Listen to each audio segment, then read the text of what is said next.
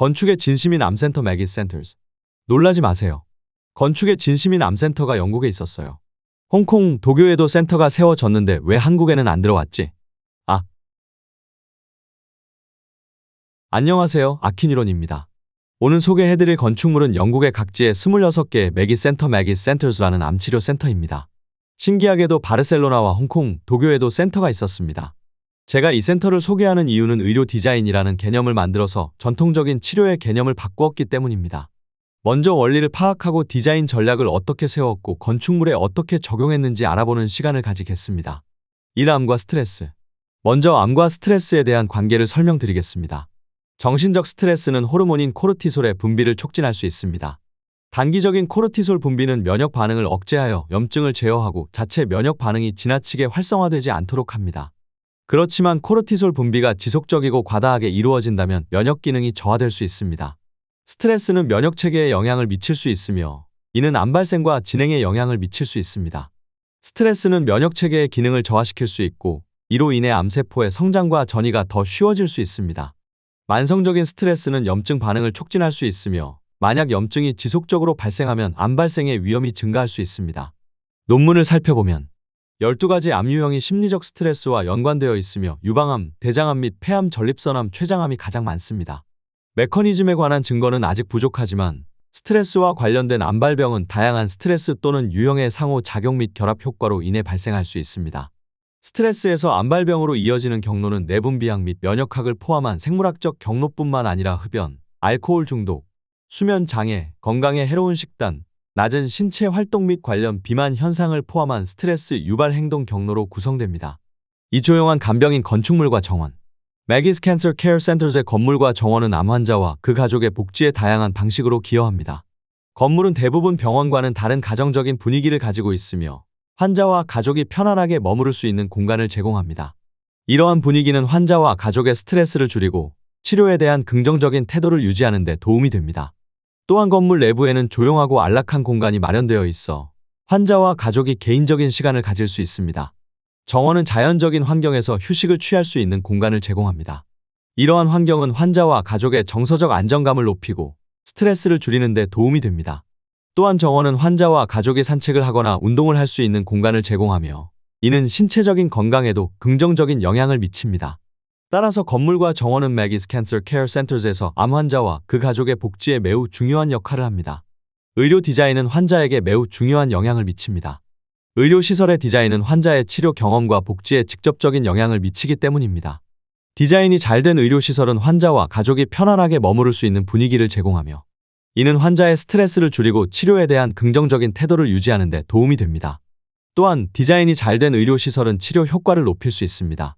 예를 들어 조용하고 안락한 공간은 환자의 회복 속도를 높일 수 있으며 자연적인 환경은 환자의 정서적 안정감을 높이고 스트레스를 줄이는 데 도움이 됩니다. 따라서 의료 디자인은 환자의 치료 경험과 복지에 매우 중요한 역할을 합니다. 매기's Cancer Care Centers는 이러한 의료 디자인의 중요성을 인식하고 건물과 정원을 통해 암 환자와 그 가족의 복지를 증진시키는 노력을 하고 있었습니다. 논문을 하나 찾아보았는데 매기센터에서 주로 사용되는 목재나 정원에서 나오는 피톤치드가 심리적 스트레스를 줄이는 역할을 할 수 있습니다. 피톤치드가 만병통치약은 아니지만 환자의 스트레스를 줄이는 역할을 하기에 목재는 암 환자에게 도움이 되는 재료입니다. 3. 디자인 전략. 29개의 매기센터는 다 다른 형태를 하고 있지만 명확한 디자인 지침과 규정이 있습니다.